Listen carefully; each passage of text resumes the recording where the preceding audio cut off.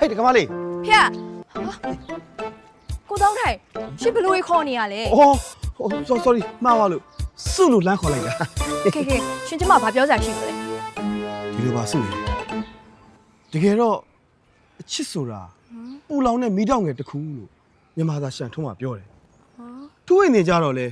အချစ်ဆိုတာစမ်းကြယ်သောအရာတဲ့ပိုးဤဆန်ကြတော့အချစ်ဆိုတာရယူခြင်းမှမဟုတ်တာတဲ့အချစ်ဆိုတာအဓိပ္ပာယ်မျိုးမျိုးဖွင့်ဆိုကြတာပါဒါမဲ့ကွာအချစ်ဆိုတာအကြောင်းကြောင့်အကျိုးဖြစ်တဲ့ခန္ဓာ၅ပါးတရားတွေပါစုရ ကိုတောင်းထိုင်ရှင်ဘာပြောနေရလဲရှင်ငငယ်တွေကြီးကုန်တော့မယ်နော်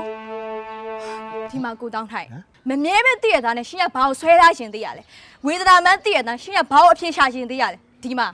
အပုတ်ကောင်ရုပ်ဆောင်ဆိုတဲ့ဒီခန္ဓာကိုယ်ကြီးရှင်ကဘာမှမမောစရာရှိနေလို့လဲ တခုရှိပါတယ်ကွာ ရှင်ဘာစကားပြောရလဲ မဟုတ်ရှင်လေးကအချစ်တွေကိုပြောတာအချစ်တွေကိုပြောတာ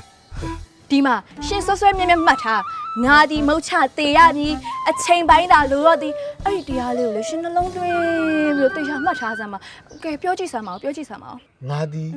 မုတ်ချတေရမည်အချိန်ပိုင်းသာလိုတော့သည် မှန်တယ်အဲ့ဒီတရားလေးကိုရှင်လေအတိလေးသွင်းပြီးတော့ရှင်လာရလမ်းလေးကိုလေပြန်ပါလေတော့ပြန်ကြကုံလေးတတိတိုင်းတော့ သာဓုငါသည်မုတ်ချတေရမည်အချိန်ပိုင်းသာလိုတော့သည်